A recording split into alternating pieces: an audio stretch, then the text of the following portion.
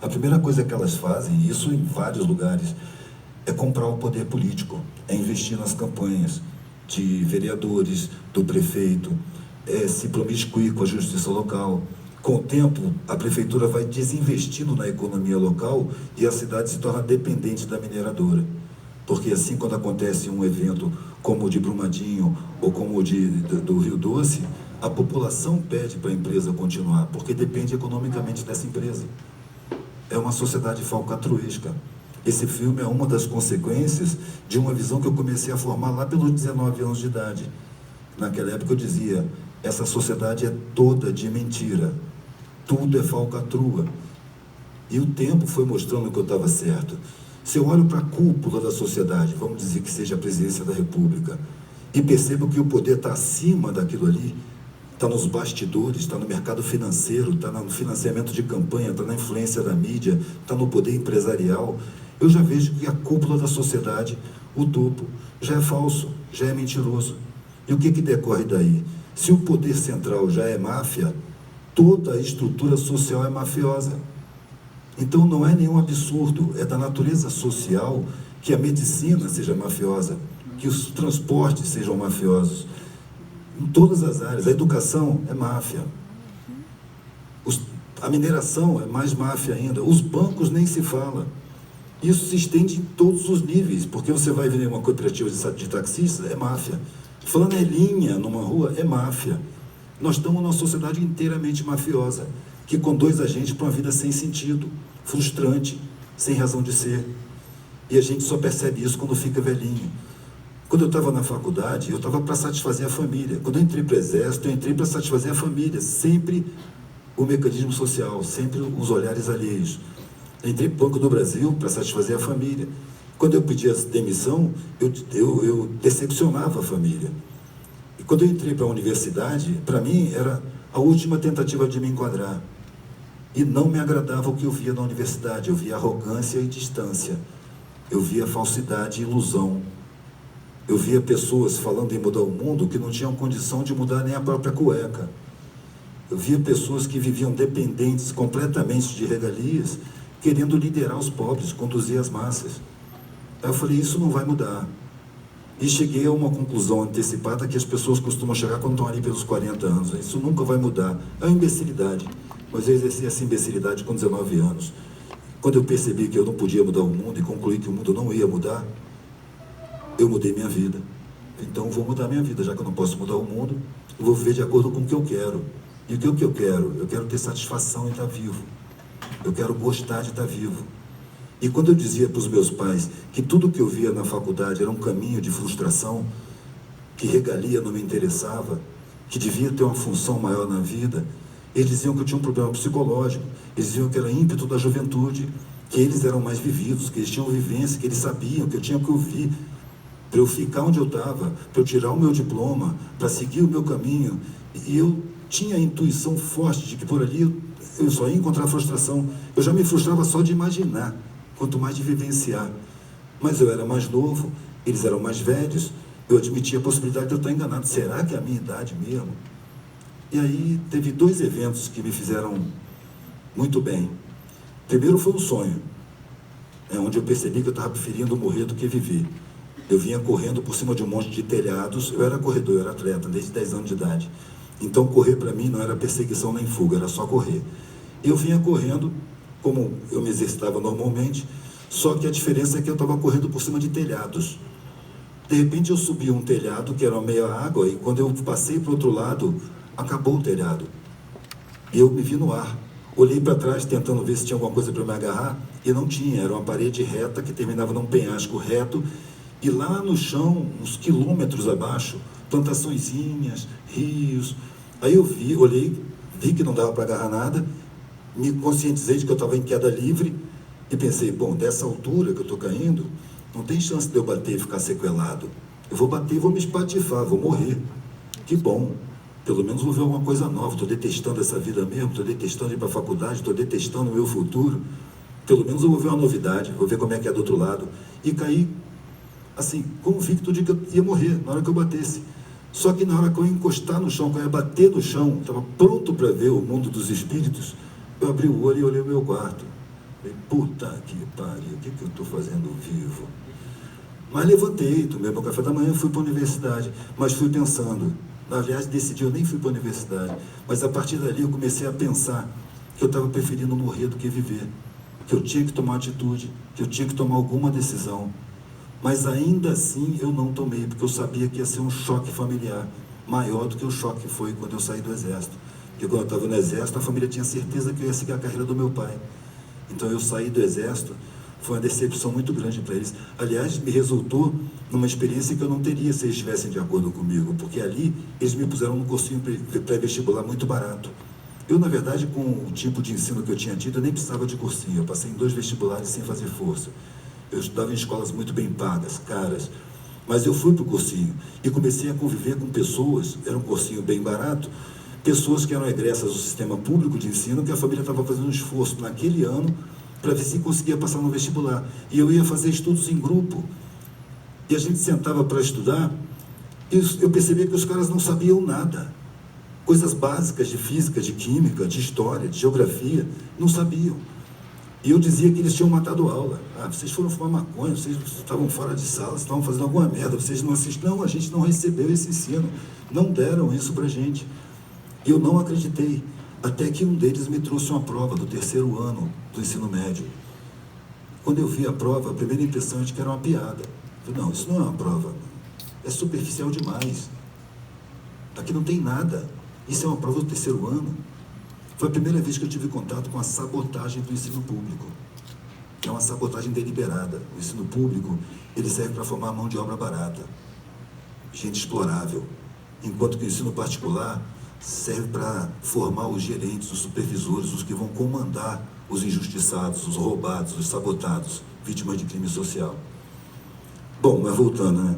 Tinha um velhinho que frequentava o prédio que eu morava, na época que eu estava na universidade. Era um velhinho que morava numa mansão enorme, cor-de-rosa, do lado do meu prédio, um prédio de classe média alta, que admirava muito a riqueza e admirava muito esse velhinho. Ele só podia sair de casa com a enfermeira, ele estava perto dos 90 anos, ele era solitário porque ele estava viúvo, os filhos moravam fora do país, trabalhando na mesma empresa, e ele sentava no saguão do meu prédio para ver gente, para conversar. Eu sempre que eu passava, via ele conversando.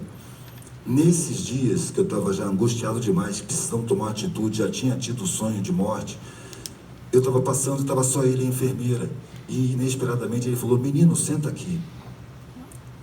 Ele nunca tinha falado comigo mais do que oi, e eu com ele. Mas ele falou, senta aqui, eu sentei, e ele começou a falar exatamente o que eu precisava ouvir. Eu falei, olha, eu fiz na minha vida tudo o que me disseram que era para fazer. Eu estava debaixo dessa pressão na época.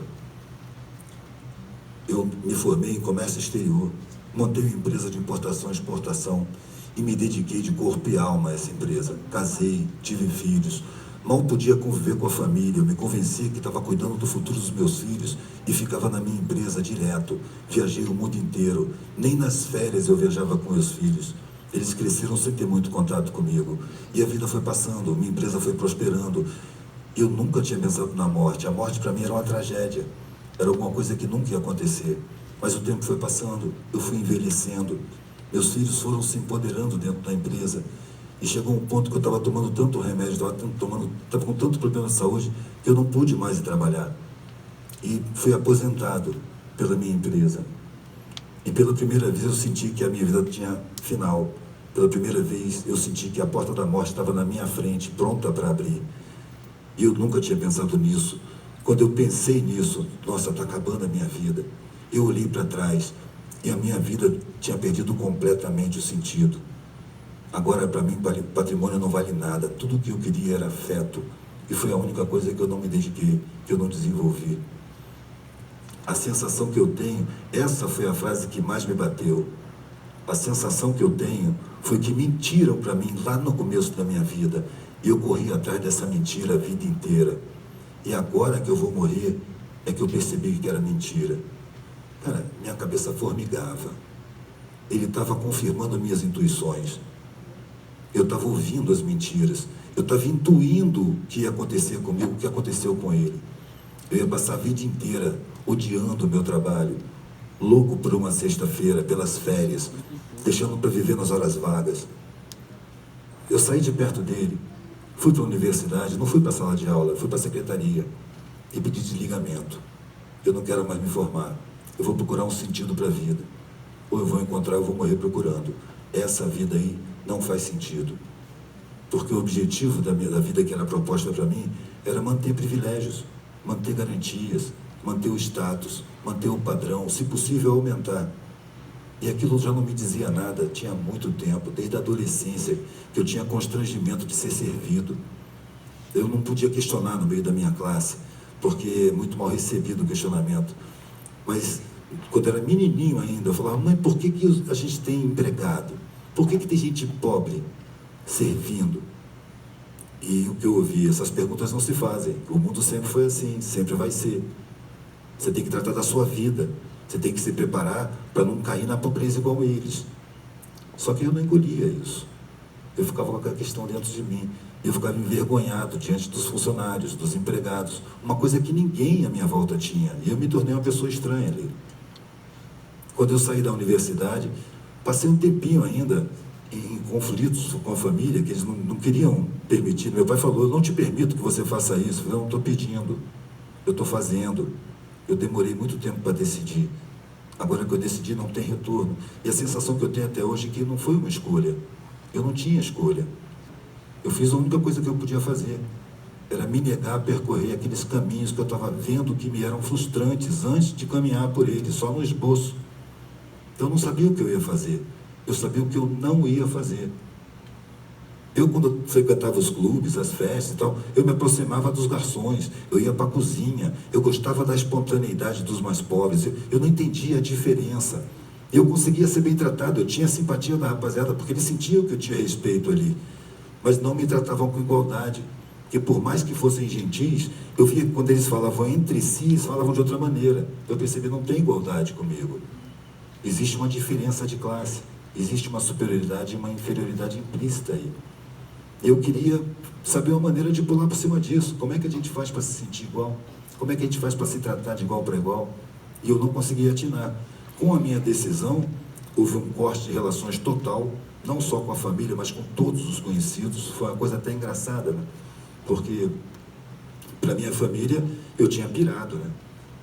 Eu lembro de que eu passei 4 horas discutindo com meu pai, e ele tentando me convencer de que eu estava jogando fora as oportunidades de ouro que a vida tinha me dado, que eu estava desprezando todas as regalias que ele tinha conseguido para mim.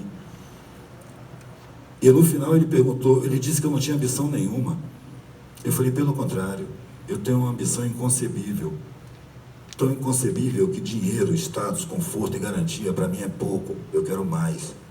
Mas afinal de contas, o que você quer da vida? Eu quero o que eu puder levar dela. Eu não sabia muito bem o que eu estava falando, mas bateu nele profundamente. Ele parou de falar, me olhou, falou: você precisa de um psicólogo, você está desequilibrado, vai num psicólogo. Eu falei: olha, eu acho que eu não preciso, mas se você quer que eu vá e vai pagar para eu ir, eu vou, para você perceber que eu não estou em rota de colisão, não quero peitar vocês. Eles diziam: você não está respeitando os seus pais. Eu falei: vocês não estão falando de respeito, vocês estão falando de submissão. Eu respeito vocês demais, mas vocês estão querendo submeter a minha vontade. Vocês estão querendo fazer da minha vida o que vocês querem. Eu decidir a minha vida não é só um direito meu, não. É uma obrigação minha. E as consequências quem vai sofrer sou eu. Mas eles não se convenciam, não se convenciam. E eu fui no tal do psicólogo. Ele queimou umas 6 consultas até eu dar um esporro dele. Ele falou: qual é, mané? Você está ganhando dinheiro de graça? E na primeira vez que eu fui nele, eu falei: sua função é explicar para os meus pais o que eu estou te dizendo aqui. E disse para ele tudo que eu estava resolvendo e por que eu estava resolvendo. Ele ficou me olhando com o olho arregalado. Eu falei: você acha que eu estou desequilibrado? Ele falou: não, eu estou espantado, porque é muito difícil encontrar uma decisão assim. Eu nunca tinha visto. Eu falei: mas você acha que eu estou desequilibrado? Ele falou: não, tá não. Então, sua função é dizer para os meus pais que eu não estou desequilibrado, porque você tem diploma, eles acreditam em você. Eu digo que eu não estou desequilibrado, eles não acreditam. Então você vai lá e explica para eles. Mas aí, depois de 5 consultas outras, eu tive que fazer uma grosseria com ele e ele foi suspenso. Aí meu pai chegou para mim, num segundo recurso, falou: meu filho, tem um amigo que ele é diretor do Hospital Psiquiatra de São Cristóvão, medalhão da psiquiatria, eu acho que você precisa muito ir nele. Esse foi melhor do que o psicólogo, né? Ele me dispensou em 5 minutos. Quando eu entrei na sala de espera e olhei os pacientes dele, eu falei, nossa, meus pais pensam que eu estou muito mal. Só tinha doido mesmo. E aí a secretária veio, olhou para mim, falou, você que é o filho do Marinho? Eu falei, sou, entra aqui. Aí eu sentei na frente dele, a mesma pergunta do psicólogo, qual o problema? Sou eu, você está falando com o problema. E expliquei para ele rapidamente o que eu tinha feito, o que eu tinha decidido. Ele falou, já entendi, até me interrompeu.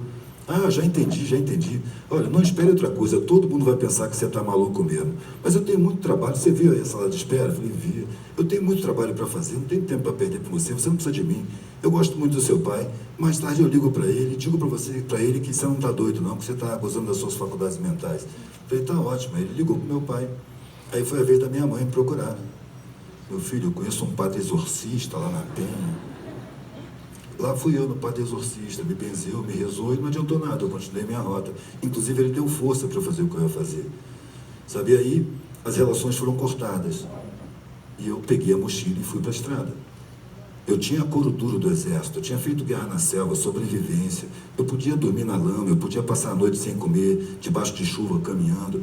Eu estava com couro duro, então nada daquilo me assustava. O que me assustava era chegar na idade daquele velhinho, com o sentimento que ele tinha de ter vivido em vão, fazendo tudo que a sociedade diz para fazer. Outra coisa que ele me falou, hoje a sociedade me vê como um vitorioso, um empresário bem-sucedido, e aqui dentro eu me sinto um fracassado. Você está doido se eu vou querer a mesma coisa? Mas nunca que eu vou querer, não vou mesmo. E aí saí sem grana, sem trabalho, sem nada. E na hora que bateu a fome, o que eu vou fazer? Vou pedir o que comer. Aí, dá para me arrumar um prato de comida? Dá para você me dar essa coxinha aqui? E fui fazendo experiências e comecei a conviver com a mendicância. Eu me tornei um mendigo. Cheguei lá pensando que eu ia ensinar alguma coisa na minha arrogância universitária e rapidamente eles estavam rindo da minha cara, porque não tinha mais aquela distância social, já estavam me olhando com igualdade, era tudo que eu queria. Que essa rapaziada me olhasse com igualdade. E no convívio fui percebendo que eu estava entre as melhores pessoas que eu já estava. 2 anos depois eu estava num casarão em Recife, cheio de mendigo dormindo. E eu tinha encontrado uma solidariedade, uma humanidade, sabe, uma união, uma espontaneidade, um afeto que eu nunca tinha visto. Porque na classe que eu sou originário, as pessoas juntam o que sobra para dar no inverno, por exemplo, para se sentir bom. Ali não tem sobra, as pessoas dividem o pouco que têm. É muito mais bonito, é muito mais profundo. Depois de um tempo, eu percebi que eu estava no meio das melhores pessoas que eu já tinha estado. Não com indumentária, não com beleza, não com erudição, mas com humanidade. Falei, caralho, são as melhores pessoas com quem eu já convivi, as mais humanas. E foram roubados dos direitos. Essas pessoas tinham o direito de acessar o mesmo conhecimento que eu tive. Elas tinham o direito de ter alimentação no mesmo nível que eu tive. E foram roubadas nesses direitos pela sociedade.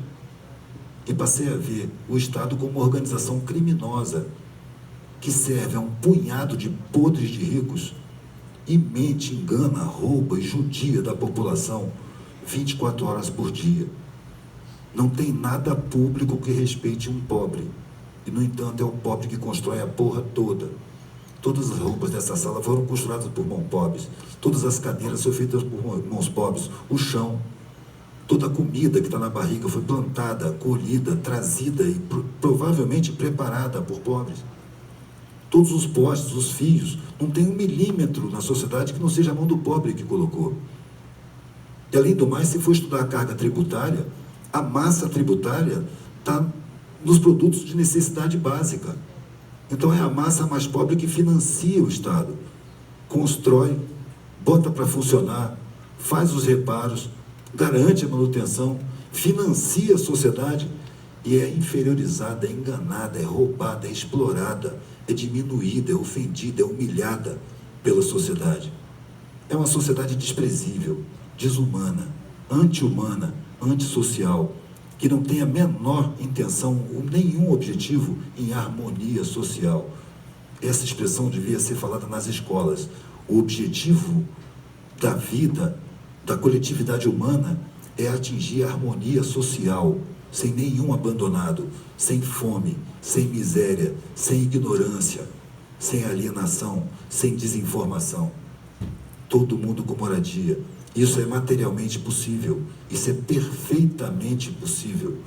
Não acontece, não é porque não existem condições materiais, é porque é proibido por esse punhado de parasitas sociais que usufrui da situação da ignorância. Pode observar quais foram os governos que foram derrubados, com grita na mídia e tudo mais. Foram os que investiram em educação. O Paulo Freire, tão amaldiçoado, ele estava na cabeça do Plano Nacional de Alfabetização de João Goulart, que tinha como objetivo exterminar o analfabetismo em território nacional. Depois de um plano piloto que ele fez lá em Angicos, lá onde mataram o Lampião, que era o município mais pobre do Brasil, ele alfabetizou em 40 dias, não sei se 50, 60 lavradores analfabetos adultos. Em 40 dias botou os caras para ler em voz alta. Isso é uma heresia para os banqueiros. A ignorância é uma construção da sociedade. Eu pude ver isso lá da mendicância, porque para mendigo ninguém finge. Até eu estar na mendicância, eu tinha a sensação de que o mundo era falso, que eu vivia um cenário montado. Todo lugar que eu chegava, todo mundo era legal, todo mundo era gente boa, estava tudo preparado para mim, todo mundo era meu amigo, estava ao meu dispor, todo mundo me amando e querendo o meu bem. E era porque eu pertencia a uma classe, e eram serviçais servindo essa classe. Então eu tinha a sensação de falsidade na minha realidade cotidiana. Essa sensação, quando eu estava na mendicância, simplesmente desapareceu, porque para mendigo ninguém finge. Os interesseiros desprezam os mendigos. E para mim os interesseiros sorriam antes de eu ser mendigo. E na mendicância eu tive prazer de ver, agora ninguém finge mais para mim. E também descobri que aquelas pessoas são as mais fortes da sociedade. Nas periferias, os caras que carregam o mundo nas costas, são os mais fortes e são quem se sentem os mais fracos. Enquanto que os mais fracos são exatamente os que se fazem mais fortes. São os milionários. E eu uso um exemplo muito simples para desfazer essa mentira. Eu nunca vi um pobre se matar porque perdeu tudo que tinha. No entanto, na Barra da Tijuca, um miliardário perde tudo que tem, ele não só se mata, como mata a família, de medo de ficar pobre. Aí eu pergunto, quem é que é o forte? Quem é que é o fraco? Forte é quem supera a dificuldade todo dia. Forte é quem tem que se desdobrar, se superar, passar por perdas e continuar na lida, na luta, funcionando. São os mais fortes que superam a dificuldade. É ali que está a sabedoria da vida. Na periferia, a solidariedade não é uma virtude, é uma ferramenta de sobrevivência. Ela é automática, porque quando você sente o sentimento do outro, eu já tive fome, vejo alguém com fome, a solidariedade é automática, não é uma virtude. Então eu vejo na periferia a melhor humanidade, ao mesmo tempo que eu vejo a inconsciência total dessa superioridade.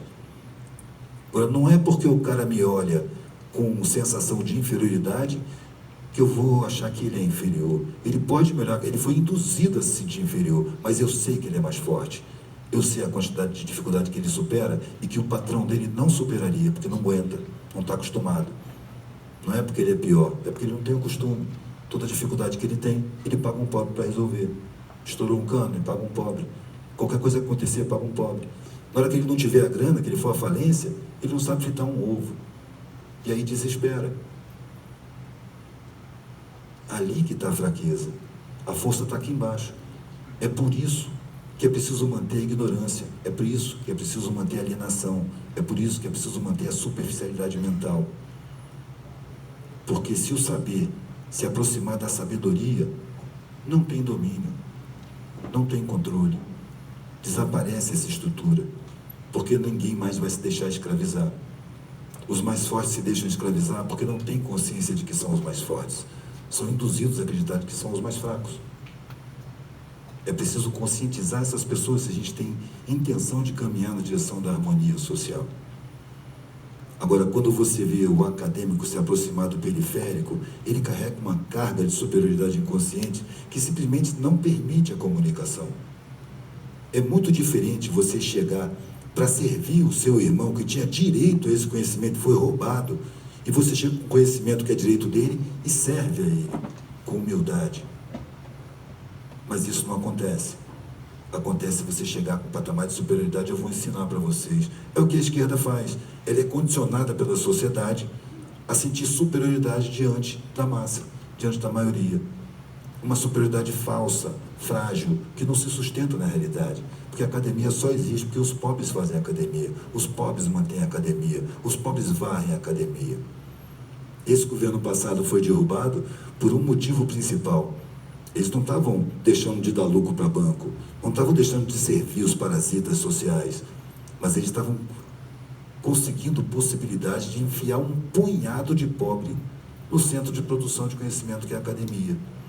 Nunca a academia tinha tido vivência periférica dentro dela, a não ser trabalhando, mas como estudante e agora como professor, não tinha. E quando chegou nesse patamar, o conhecimento acadêmico começou a chegar na periferia, levado por periféricos de origem, que cursaram a academia e que sabem falar a língua da periferia. E isso bota em perigo todo o esquema social. Então tem que derrubar esse governo. Não pode deixar. Olha o investimento que eles estão fazendo em educação. É destruição pura. A educação está aí para servir interesses empresariais, não está aí para formar seres humanos para compor uma sociedade harmônica. Isso é uma grande mentira. Aí me perguntar o que fazer. Eu acho que é preciso levar o conhecimento para as pessoas e as pessoas vão saber o que fazer. Eu confio naquelas referências de favela, que são a sabedoria em pessoa, geralmente pessoas que passaram por tanta dificuldade, que têm uma visão de mundo super profunda, ainda que se sintam inferiores porque não são letrados. São aquelas que a coletividade vai buscar o conselho. São essas pessoas que têm que se apropriar, que têm que ter acesso ao conhecimento para poder saber o que fazer com ele. Eu não quero apresentar soluções, eu quero apresentar a realidade. As soluções vão aparecendo à medida em que a realidade vai sendo vista. Quem tem que decidir as atitudes é cada um, não sou eu. Eu não acredito em liderança, eu acredito em referência. Você pega a sua referência, decide o que fazer e bota em prática. A experiência vai mostrar se está certo ou está errado. Agora eu querer ficar decidindo o que os outros vão fazer, o que você acha que a gente tem que fazer para conscientizar as pessoas? Peraí, eu já estou consciente no nível perfeito? Para querer conscientizar os outros? Eu estou trabalhando na minha consciência, ela me dá um trabalhão. Se eu dispersar para consciência coletiva, eu vou exercer um monte de programações sem nem perceber. É como sentir a superioridade diante de pessoas, uma superioridade artificial, fabricada, mentirosa, diante de pessoas que não têm um curso acadêmico, diante de pessoas que foram sabotadas nos seus direitos básicos, humanos, fundamentais, por uma sociedade criminosa, que exige conivência para poder respeitar. Se você não for conivente com os crimes sociais, você vai ser marginalizado. E tem mais, se você for perverso na administração dos injustiçados, você vai ganhar patamar de mando, você vai ser graduado. É uma sociedade que premia a perversidade. Cabe a cada um escolher se quer participar disso ou não. Eu nasci num processo de mutação, que já está acontecendo há 4 bilhões de anos. 4 bilhões de anos atrás, essa bola aqui, esse planeta era uma bola de lava incandescente, não tinha nada que pudesse viver. E durante 3 bilhões de anos, nada viveu aqui.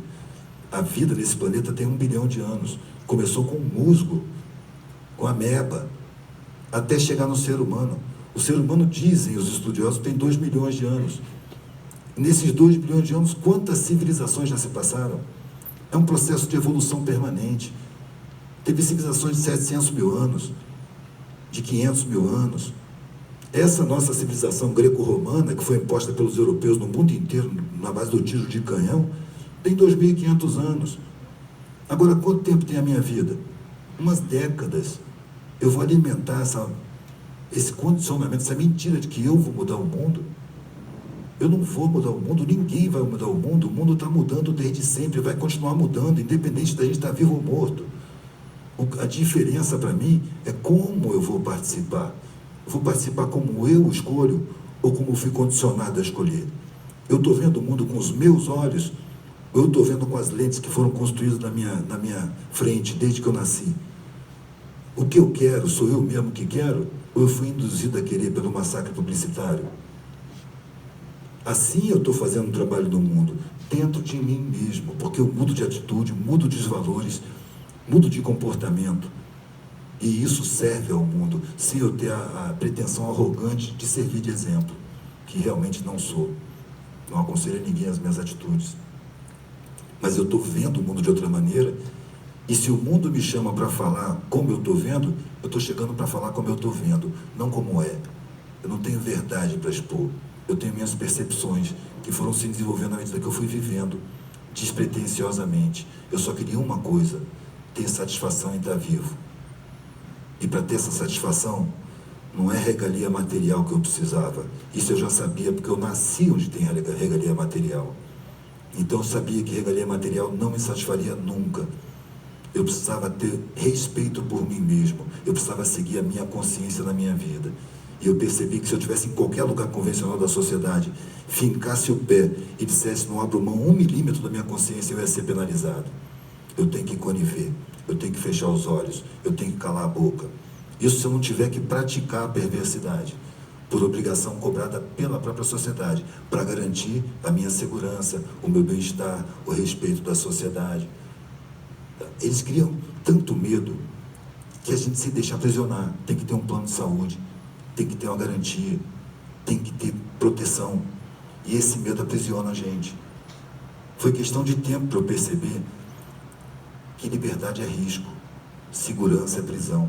Não é à toa que segurança máxima é o nome da pior cadeia que tem. Se eu quisesse um pouco de liberdade na minha vida, eu ia ter que botar minha vida em risco. E foi isso que eu fiz sem pensar 2 vezes. Porque para chegar na idade daquele velhinho, daquela maneira, eu preferia morrer antes. Preferia não viver. E quando eu peguei a estrada e comecei a viver na mendicância, andando de carona, dormindo em papelão, eu tinha a convicção plena que eu não passaria dos 30 anos. E para mim estava bom. Eu tinha plena convicção, eu não passo dos 30 anos. E realmente a morte passou do meu lado muitas e muitas vezes. Inclusive esse é um dos motivos pelo qual eu digo que não sou exemplo para ninguém. Eu vi um cara morrer de tiro do meu lado. O tiro veio de lá, um policial lá na frente, na saída do beco, simplesmente ele disparou 2 vezes. Podia ter pegado em mim, pegou no cara. Nessa hora eu descobri que eu tenho a habilidade do voo, que eu passei por cima de um mundo de não sei quantos metros, caí no meio do mato e apareci lá na Baixa do Sapateiro. Eu sobrevivi. E não foi uma vez só. Eu descobri também que você ouve primeiro o zumbido, depois o tiro, que a bala vai mais rápido que o som. O que eu estava fazendo? Correndo. O que a polícia estava fazendo? Atirando. Eu não acreditava que passava dos 30. E para mim estava bom. Mas os 30 passaram. Passaram os 40. Passaram os 50. Falta 1 ano e meio para fazer 60 anos. Eu nunca pensei que eu fosse durar tanto. Aí que eu percebi, putz, eu devo ter cometido um crime mais grave do que eu pensava, porque a minha pena não termina, cara. Já era para eu ter ido embora. Já estou me repetindo. Tudo que eu estou dizendo aqui está gravado em vídeo. Pouca coisa que sai aqui não está gravado em vídeo. Eu sou chamado, vou lá, falo tudo de novo. Como não decorei nada, acaba ficando diferente uma vez da outra.